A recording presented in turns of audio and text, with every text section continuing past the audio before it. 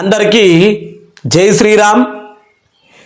AP ప్రజలారా, మీమ్లను మేలుకొల్పడానికి మేమంతా ఉండినాము, మా టీం అంతా ఉండినది. ఎందుకంటే జగన్మోహన్ రెడ్డికి అన్యాయం జరిగింది, ఖచ్చితంగా అన్యాయం జరిగింది.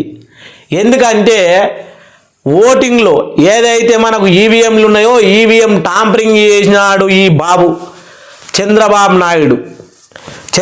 నాయుడు గురించి ఇప్పుడు ఏమన్నంటే, ఎవరైతే మన జగన్మోహన్ రెడ్డి ఉన్నాడో ఆయనను పదే పదే విమర్శిస్తూ కూటమి ప్రభుత్వం మీద తెరచాటు ముఖ్యమంత్రి అని, రిషికొండను దోసుకున్నాడని, చిన్న ఆయనను ఏదో చేసినాడని, కోడికత్తి భాగవతమని ఎన్నో చెప్పినటువంటి జగన్మోహన్ రెడ్డి గురించి ఈ చంద్రబాబు నాయుడు మరి ఈయన గురించి మేము వేసుకోమా? ఈయన గురించి వేసుకుంటే మామని వంచన చేసిన మాయావి, ఇంతకుముందు పరిపాలన చేసినా కానీ ఇప్పటి వరకు కనీసం రాజధాని గురించి అవగాహన లేనటువంటి వృద్ధుడు, ఇంకా ఏందదే 4 సార్లు ఇప్పటికీ సీఎంగా ఉన్నా కానీ ఏం ఉద్ధరించినాడు? జగన్మోహన్ రెడ్డి ఒక్కసారిగా సీఎం అయ్యింది, ఎవరు ఈయన గురించి మాట్లాడలేరని ఈయన బాగా అనుకుంటున్నాడు. కానీ మేము అడుగుతా ఉన్నాం ఖచ్చితంగా, అసలు 151 ఎమ్మెల్యే నుంచి జగన్మోహన్ రెడ్డి ఠకీం అని 11కు పడిపోవాల్సిన అవసరం అంటే అంతగా ద్వేషం ప్రజల్లో వచ్చిందా నిజంగానే, లేదంటే ఈవీఎం ట్యాంపరింగ్లు జరిగినాయా? పక్కనే చూసుకున్నటువంటి తెలంగాణలో కాంగ్రెస్ గెలిచింది, బీఆర్ఎస్ ఓడింది, కానీ అక్కడ ఆకాశానికి నేమో నక్కకు నాగలోక అనుకున్న తేడా రాలేదు. కానీ ఇక్కడ జగన్మోహన్ రెడ్డి అది పవన్ కళ్యాణ్ అన్నట్టు అతల పాతాళానికి జగన్మోహన్ రెడ్డి, మీరేమో ఆకాశానికా? పవన్ కళ్యాణ్ ఏం సక్కనోడా? 4 పెళ్ళిళ్ళు చేసుకుంటాడు, ఎప్పుడు పడితే అప్పుడు సినిమాలు తీస్తాడు. అసలు ఈయనకేమన్నా అసలు అవగాహన ఉందా రాజకీయం మీద అంటే ఏం అవగాహన ఉంది? కనీసం మా పార్టీలో ఉన్నటువంటి ఎవరైనా బాగా మాట్లాడేటువంటి మా అనిల్ కుమార్ యాదవ్, మా మంత్రి, ఆయనకున్నటువంటి అవగాహన కూడా లేదు. ఇంకా మా ఎవరు ఆయన పేరు అదే ఐటీ శాఖ మంత్రి, మా ఐటీ శాఖకు వచ్చినంత ఇంగ్లీష్ కూడా రాదు ఈ పవన్కు. ఈయన 100 స్ట్రైక్ రేటు, ఎంతమంది నిలబడితే అంతమంది గెలుస్తారా? ఏందదే?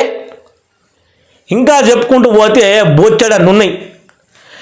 ఇక లాస్ట్గా నేను మీకు చెప్పే విషయం ఏంటంటే, జగనన్న నువ్వు మరో తారి నువ్వు వెనుకకు మరి చూడాలి, అంటే మన ఈపు మనం చూసుకోవాలి. నువ్వు చూసుకోకపోతే ఏమైతా ఉన్నదంటే, ఇక మన పార్టీ కార్యకర్త ఎంత లబోదిబోమంటున్నాడో నువ్వు చెప్పు ఒకసారి. అంటే 11 సీట్లు రావడానికి కారణం మన నాయకుడు జగన్మోహన్ రెడ్డి గారు ప్రతి ఒక్క కార్యకర్త సోషల్ మీడియాలో యాక్టివ్ గా ఉండాలని, మీ చేతిలో ఉన్న మొబైల్ అదే మీకు అస్త్రం అని పోనే ఆయుధం చట్టం అయితే జరిగింది.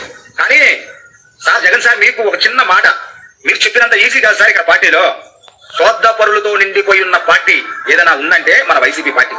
ఇక్కడ వైసీపీ పార్టీ స్వార్థంతో నిండిపోయిందని ఎందుకు అంటున్నాడంటే, ఈ మన కార్యకర్త మొత్తానికి నువ్వు వచ్చినప్పుడు మంది మార్బలంతో ఉన్నటువంటి కొంతమంది పాత ఎమ్మెల్యేలు కానీ ఇప్పుడున్న ఎమ్మెల్యేలు కానీ ఎవరు కూడా చిన్న స్థాయి కార్యకర్తలను పట్టించుకోవడలేరు.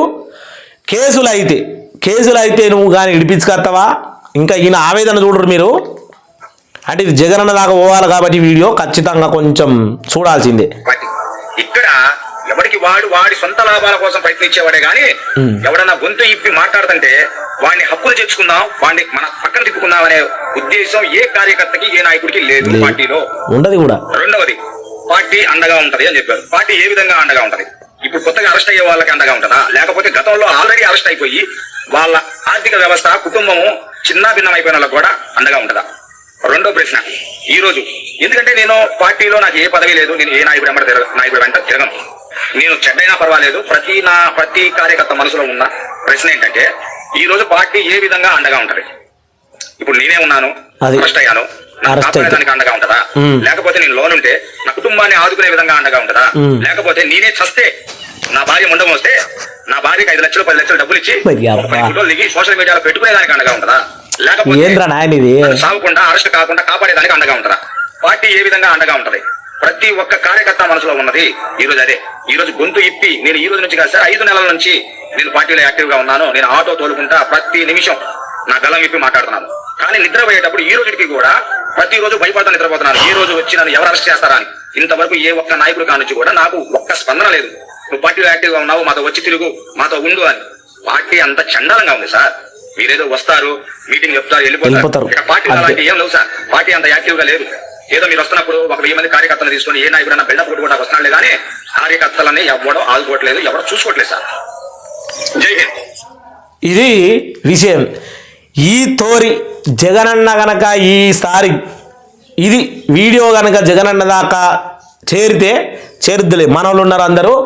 ఎందుకంటే ఫోనే ఆయుధం అని చెప్పినటువంటి జగనన్న ఒక్క మాటను తూచా తప్పకుండా పాటిస్తున్నాము. ఒరే మన టీంలో అందరి ఫోన్లలో ఫోను ఆయుధంగా అంటే మరి మీరు ఏదైనా వెళ్ళినప్పుడు అది కత్తిగానో గొడ్డలిగానో ఏ రకంగా ఆయుధం అయిద్దో కానీ ఫోనే ఆయుధం అని మీరు ఇతరులకు చూపించాలా, దాన్ని ఆయుధంగా వాడుకోవాలి.